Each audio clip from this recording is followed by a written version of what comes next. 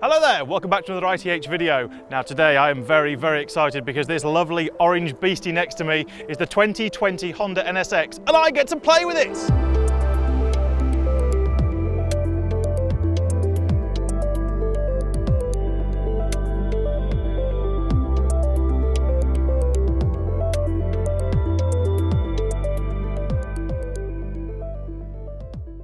Right, let's talk styling, because how utterly incredible does this car look?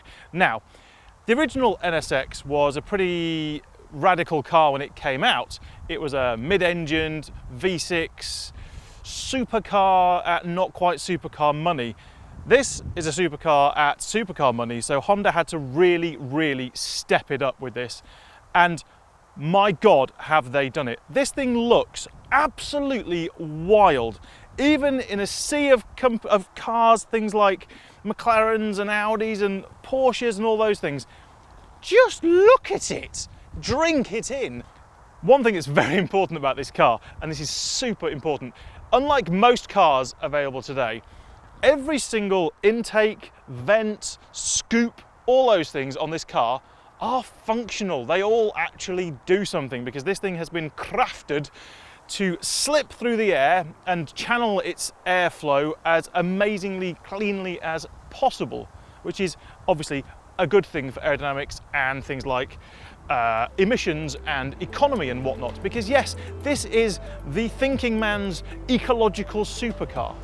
So to go more into the aerodynamics aspects of this car, you can see there's a little vent or an intake right here that this air goes in and it comes out of these vents up there. You've got an extra intake here. You've got radiator cooling here. I mean, this has been optimized fantastically for every bit of airflow. This might be a sticking point for some people, the big Honda badge. Is it really a full-fledged supercar when you look at the same badge as on a Honda Jazz? Who knows?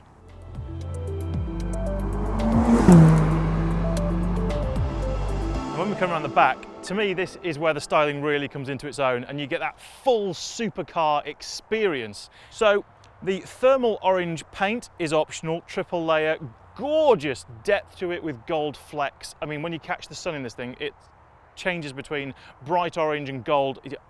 Delicious. And then the main thing that you'll notice is this absolutely gorgeously sculpted carbon spoiler. You've got a carbon diffuser, carbon roof, there are carbon side bits and a carbon splitter on the front. Now they are part of the external carbon pack. The retail price of this car is £150,000-ish. This one comes in at £180,000, so you're adding 30 grand in options. Right, so let's talk about the styling at the side of this thing. I mean, you have to just look straight at this point, this big V. You've got intakes. Now, all these intakes are real, and they are going to 1 or 2 of the 10 radiators. More of that in a minute. We have 19-inch at the front, we have 20-inch at the back alloy wheels. Graphite grey, lovely design I think, and they are hiding behind them the optional carbon ceramic brakes with matching thermal orange calipers. It's a mouthful, isn't it? And of course there's the lovely carbon side strip as well. Now, as I said, all of these parts are optional. If you don't have them, it really won't look as good. Right here, under this sea of optional carbon fibre, we have got a 3.5 litre twin turbo V6 that puts out just shy of 500 horsepower. Now, of course, that's not very supercar-y, and that would ignore the pure engineering focus that this car has gone into. Because what you've basically got here is a slightly budget Porsche 918 Spyder-ish. You see, supplementing this 3.5 litre engine are 3 motors, electric motors, because this is a hybrid. What this all comes together is 573 brake horsepower and 645 Newton meters of torque. That's a lot. This is quite a heavy car though. All the batteries and associated hybrid gubbins that go with this pushes the weight to over 1,700 kilograms. So it's a heavy car. All that extra traction though means this does 0 to 60 in 2.9 seconds.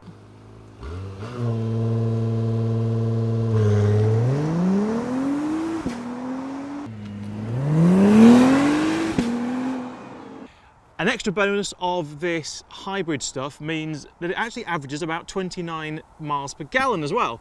Still quite high on the CO2, 240 odd, but yeah, this is a bit of a technological masterpiece. And making sure that every bit of that is cool are the aforementioned 10 radiators. So everything adds up. It's a very, very technological car. This is a different way of going about it to all of the competitors. A huge thanks to botb.com who make these videos possible. This Honda NSX is available for just £7.05. What an incredible prize for such a cheap price. Now, if you don't like the NSX, you can go onto botb.com and play for one of over 200 cars. They give away a prize every week, twice now in fact, and tickets start at just 85p. So go have a look. Okay, let's talk interior. Now, if I was overly exuberant about the outside, I'm afraid it's not going to be quite so positive inside. The NSX was designed for the US market predominantly, so it's no surprise that the seats are generous, which I'm quite happy for. Unfortunately, when you're talking then about the materials and everything else, and when you delve deep into it, that's when it really starts to fall apart, and it just doesn't really work for me for a £180,000 car. There's an optional carbon fibre interior pack. So it's this top binnacle here, top of the steering wheel, and this bit on the steering wheel here, which is great. I mean, it looks fantastic, but it still leaves all of this really quite, I mean, I'm not even sure if this is real metal or plastic, but it looks very plasticky. All this silver trim around here. If I'm paying for a carbon fibre interior pack, it's a hit and miss with this. The biggest miss, and I have to say, is this screen here. This is exactly the same screen as you get in a Civic Type R, which costs 30 grand. It's exactly the same infotainment system. It's a Garmin-based nav, and frankly, it's rubbish. It's even the people at Honda tend to admit that it's not the best infotainment system. Only saving grace is that it's got Apple CarPlay, Android Auto sort of thing. So you just plug your phone in, and that plugs in round here. There's a little thing with all your connector points, and you just have CarPlay. So from that respect, does it actually matter that the infotainment isn't very good when all you're doing is plugging in your phone? Probably not. But it's still, it would grate that something you see in a 30 grand or even a 20 grand hatchback is the same as you get on this car. That would irk somewhat. In terms of practicality, not a lot. You've got a little thing here, which you can sort of put your key in and some keys or something. I mean, that's it, and there's a glove box. There's no door bins as such. It's pretty poor in terms of trying to put stuff in here. There is something, however, at the back. That's it, unfortunately. Because of all the cooling and radiators and stuff, there's no frunk, so you've just got this. This is all of your stuff. Now, there's a big enough space here for a couple of weekend bags. Give you an idea, about the size of 17, maybe 18 large chickens.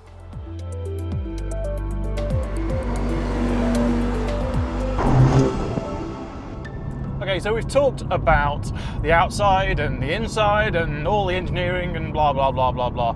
Frankly, what you want to know is, what is this £180,000 supercar like to drive? Well, it's slightly disappointing.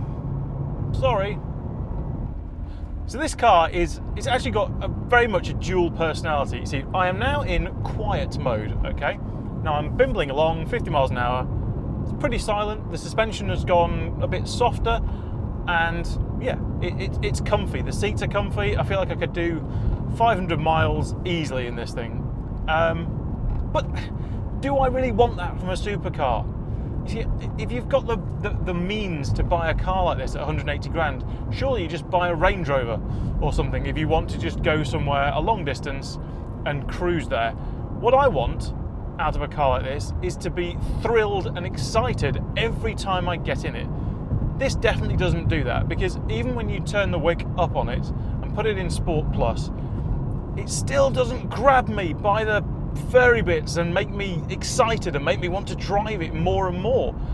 I hate to go straight to rivals straight away, but this is the same sort of price as a McLaren 570S, and that car, you get in it when it's working and when it hasn't caught fire, And you get in it and you floor it, and my God, even at 35 miles an hour, that car makes you feel like you are in a proper supercar.